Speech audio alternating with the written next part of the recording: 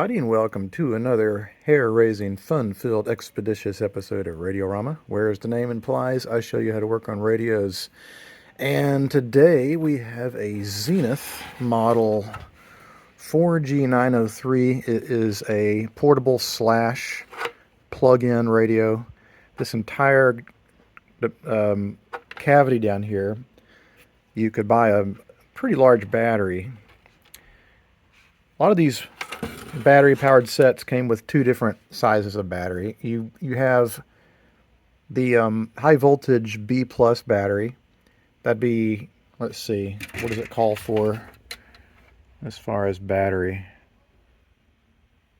It doesn't say what the battery is. They're usually like 60 to 90 volts.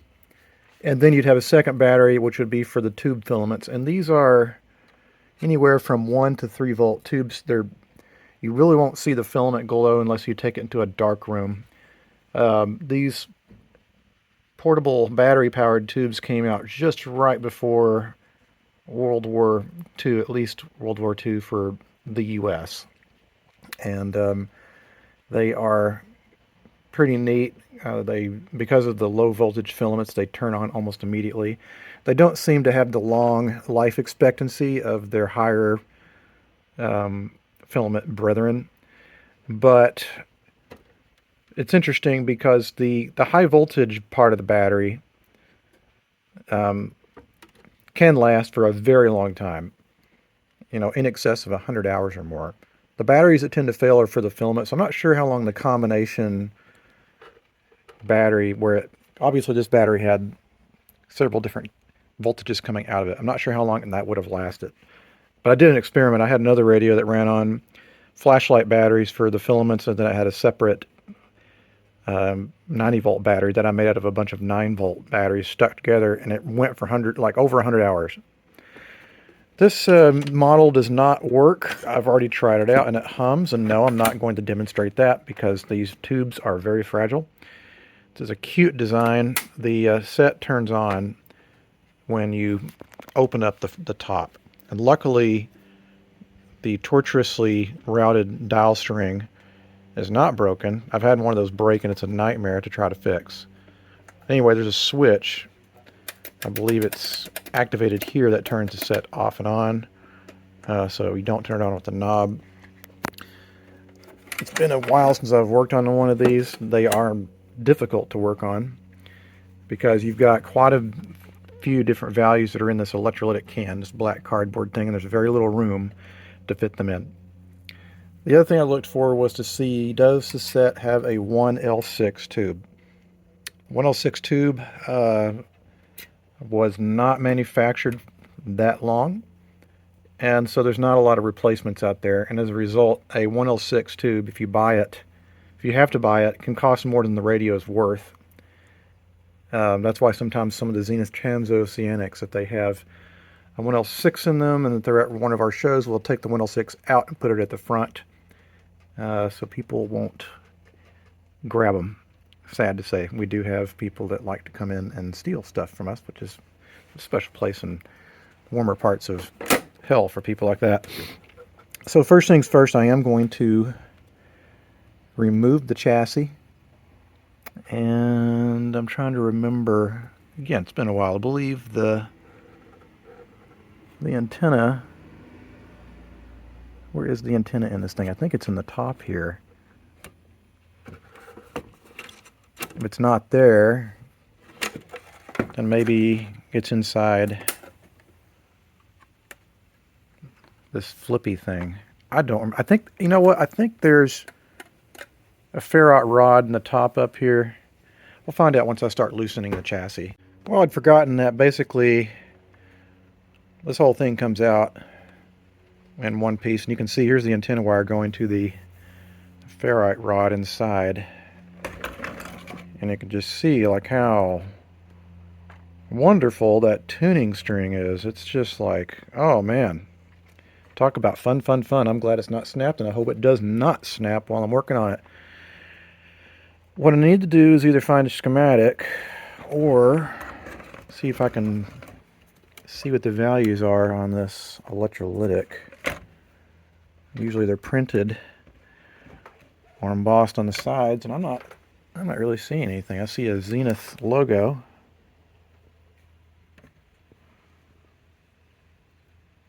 There's one value, 40, 150, square, 60, 150, hump back. 200 microfarads, 10 volts. Is that the last value? I think there's 4 in here. 20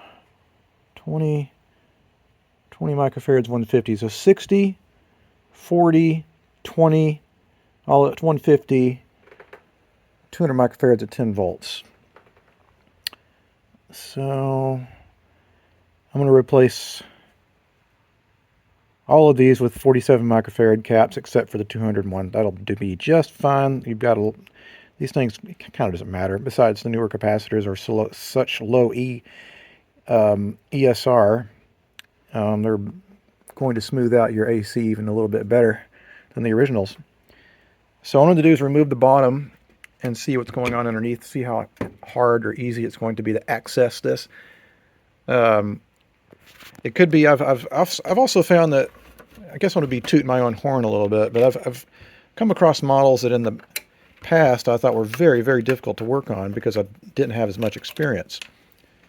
And now that I've gotten quite a few of these guys under my belt, it's not as awful in some cases as I remembered it being. So let's just take these last screws out and see what kind of goodies are we getting ourselves into. And oh, there's a lot more room in here than I thought. Yeah, that's not bad. It's apparent. It looks like it's 100% factory original, which is not surprising to me. Zenith did make a good product. They were very sensibly and cleverly engineered. They usually performed really well. They were very good at making FM radios. They were all about engineering. They were insistent upon using the Armstrong circuit for FM, which in my opinion was a superior design. A lot of the German company used the Armstrong circuit design too. And those of you who don't know who Edwin Howard Armstrong was, you should look him up because he's a genius who I think most Americans have no clue existed or have forgotten about. He was responsible for developing much of the modern radio circuits that in turn, especially when we're talking about a regenerative circuit, that became the basis of all modern electronics. Like basically, a lot of the things we use today would not work without the invention of the regenerative circuit. So here we have our 4 values, and you can see here there's like a little triangle there. I'm assuming probably the one that's not marked, that has a single cable going to it, is probably the 200 microfarad 10 volt one, and that's not marked. Just to confirm, let me take a look at this top again. And we have hump, square, triangle. No marking for 200. So that's a dead giveaway. That's a 200 microfarad location there. And so what I'm going to do is each part of this can here, this electrolytic can, has components attached to each section. And it is not a hot chassis. It's really critical. It's a floating chassis. It's mounted to this phenolic wafer. The can itself is ground. And then this cap is the other side of the AC line. So that the AC line is coming in through a whole bunch of, the AC line is going through all the tube filaments. And it's also got this massive dropping resistor because it needs to compensate for, and probably this too. These both are probably compensating for the lack of a 110 volt combination of different filament values. So, for example, if you had a regular AA5 or All-American 5 set, you'd have a 35, a 50, several 12-volt tubes. Add all those values up, it gets 120 volts. And that way you can run your AC line through all of them, and it'll use up that 110 volts. And with these low voltage tubes, that's not possible. So you need to put some resistors in there to make up for that. We're also going through this selenium rectifier. Some people call them samelium rectifiers. They're pretty gross.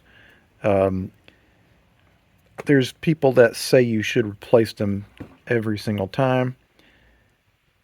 There's other people that say that leave them alone. I'm looking at this and it says Federal. And we got some, might be factory original. It probably is. Federal I associate with being an aftermarket brand, but maybe Zenith got a deal on them. So I'll shut up, and what I'm going to do is replace all 4 of these in this area.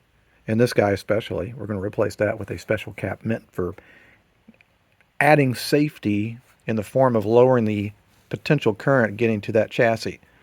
Right now, 0.05, well, you probably wouldn't die, but it's going to give you an uncomfortable tingle if you were to touch this and ground at the same time, which admittedly is not very easy. It's inside of a plastic case. You'd have to pull the knobs off and take the back off and intentionally touch both at the same time. Excuse me.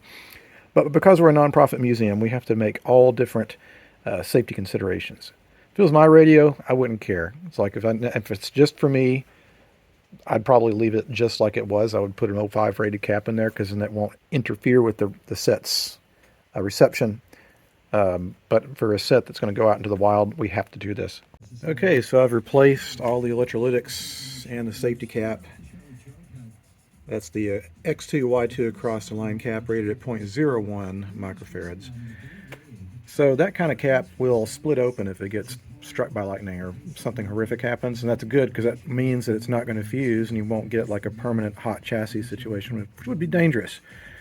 So I've got it plugged up, and to turn it on, this thing has to come up. There's a little switch underneath it. I'm hoping that I put that 10 volt cap in the right place, because if it's really 160 volt, it's going to blow up immediately.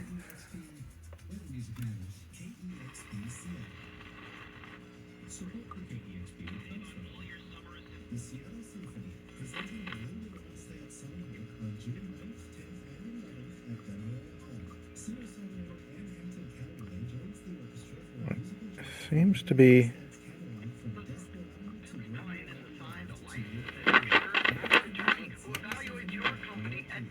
might have a loose tube.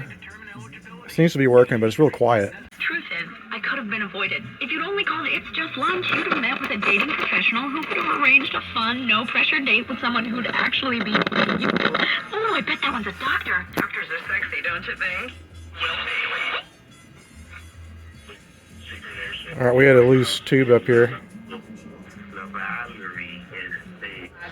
He said he wanted to retire as a Pittsburgh Steeler, who he played for from 2013. Word of the wise, when these sets are on, these portable sets, do not yank one of the tubes out and put it back in. You'll blow all the filaments right away.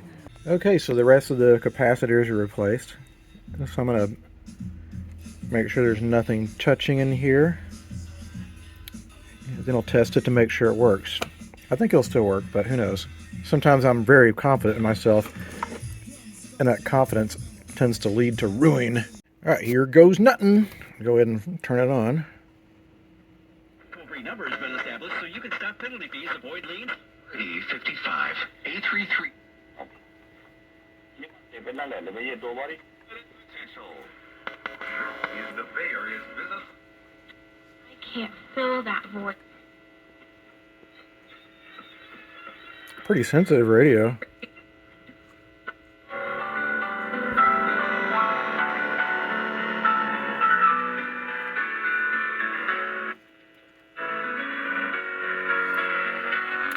think what I'm going to do is oil all this shit here, because I don't want any of these strings to snap because they're under too much stress. So let me do that, and I think that I'm kind of done with electronics for the day. So I'll start in this miserable looking plastic case. Might just go ahead and take all that stuff off of there. I don't know. definitely needs to be polished up. All right, let's redirect our attention towards cosmetic stuff. So I took the handle off so I can get underneath it easier. Of course, we have the back off. What I'm going to use is Novus number 2 fine scratch remover and my drill with a buffer pad on the end, except not that fast. It'll sling shit all over the place. But yeah, this is going to save my hands and also do a much quicker, better job of getting all these nasty scratches and discolorations out of that plastic. Alright, so this is the first polish and it's really cleaned up. It's looking a lot better. Especially had to get all these little nooks and crannies here. But I'm going to go over it a little bit more with my thing here before I put it away because I got to clean it. And I think it'll be good. Alright, welcome to day 2 working on the Zenith Portable. And got this case looking pretty good last night. And now what I'm going to do is upgrade the selenium rectifier into a modern silicon diode. Now the thing is, when you add this little diode in there in place of this, there's a little bit more resistance that's in the selenium. There's less resistance in the diode, so it'll raise the voltage a little bit on your B+. But I've noticed we've got this huge resistor here, so I'm wondering if that's just enough. What I'm going to do is measure the sets B+ before I install this, and afterwards I'll do the same and see how much we've affected the voltage. Here's my before voltage, 108, 167 clockwise. So now I'm going to install the diode and see what changes. Alright, I've got my little bitty diode installed. And I never trust myself installing these correctly, so I'm going to be prepared to shut this down in a split second.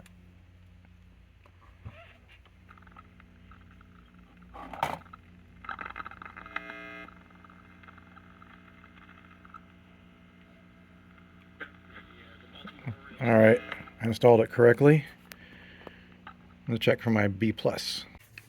Okay, sure, I measured the voltage and it's not that bad. It's just a few extra volts. It's not going to hurt anything. So I'm going to leave it be. Sometimes it goes way too high and then you can risk basically prematurely wearing out your components. Got a little bit of chittering noise in the audio and I'm not sure if I still have a dirty tube connection or something. You could say it faster. No, it's to be more iconic. Must be a tech thing. But those aren't quite right. It's because now you can compare upfront prices, book a service. I think I'm going to do is I'm going to clean the tube sockets. And like I said, you know, if you have like a 12 or 6 volt tube, and you yank it out of the socket and clean it while it's still on, not a problem. These guys, you'll break every single filament in here if you do that. So unplug it. Don't be lazy. Clean the tube sockets, and while you're in it we can clean up this chassis a little bit. Okay, I cleaned up the chassis, all the tube sockets, and also the volume control.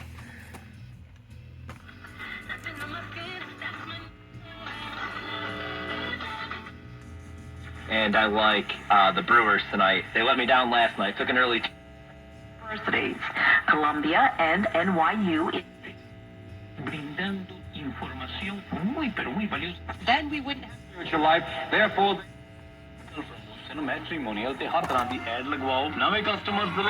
it's interesting, you know, these little portable radios in many instances are way more sensitive than their stationary non-portable versions.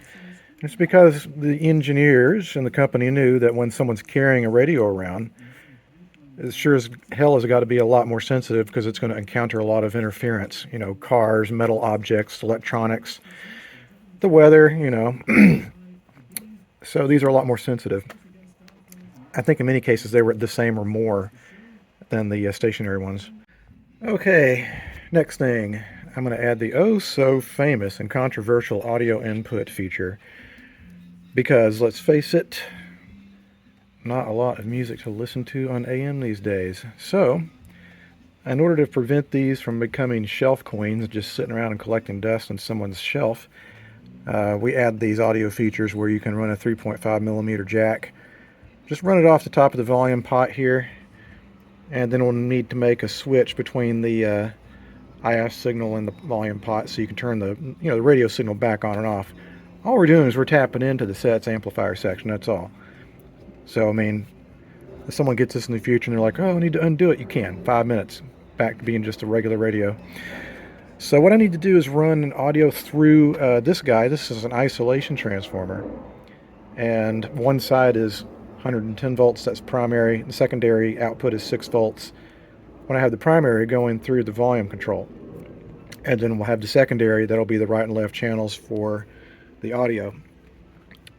I'll assemble it and I'll kind of explain after I get that together. It's kind of hard to explain what I'm doing here without at least showing you how it's going to work. Alright, so here we have the isolation transformer installed. Drilled a hole through the side here and put a rubber grommet with the audio cable, tied a knot in it. And we have our right and left channels running through a pair of 33 ohm resistors. And then coming off the volume control side, we have a 0.02 rated cap and a 270k resistor that will make sure that, you know, this transformer is not going to interfere with the set's automatic gain control feature. I installed a switch. I'll show that in a bit. It's mounted up top. But I'm going to see if we get any music coming through here.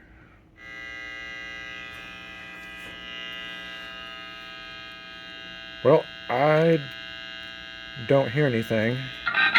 Whoa.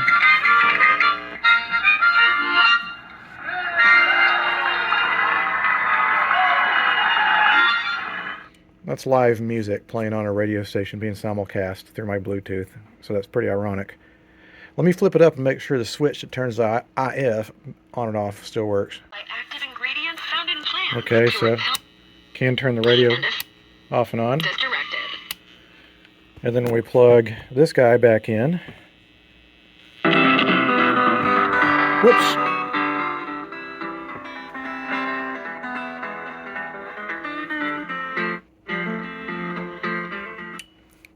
It's kind of interesting how good some of these little portables actually sound.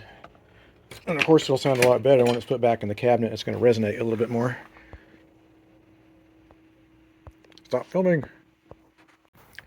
Okay, well, it's all back together again. Let's let her rip. Just listen to him stand, yeah. Here goes. He opens up the business when the clock strikes 9. He likes to get 'em early when they're feeling fine. Everybody gets a little rise and shine with a great big bundle of joy. He pops the boogie woogie rag, the Chattanooga shoe shine boy. Anyway, I'll let it play for a little while. I want to make sure it's not going to overheat or anything. But it's a Zenith. It'll probably be just fine. I might even touch this up a little bit more just to make sure it's perfectly clear. But I think this episode is pretty much finished. Thanks so much for watching. If you have any questions or comments, you can always leave them down in the comments section below. And I've been doing a really bad job at getting back to people, so I'm really sorry about that. I do look at your comments. Really what it is that I'm not allowed to use social media at my job, so I have to do all the stuff after work. So whatever. Anyway, guys, thanks so much for watching. Until the next time I see you, adios.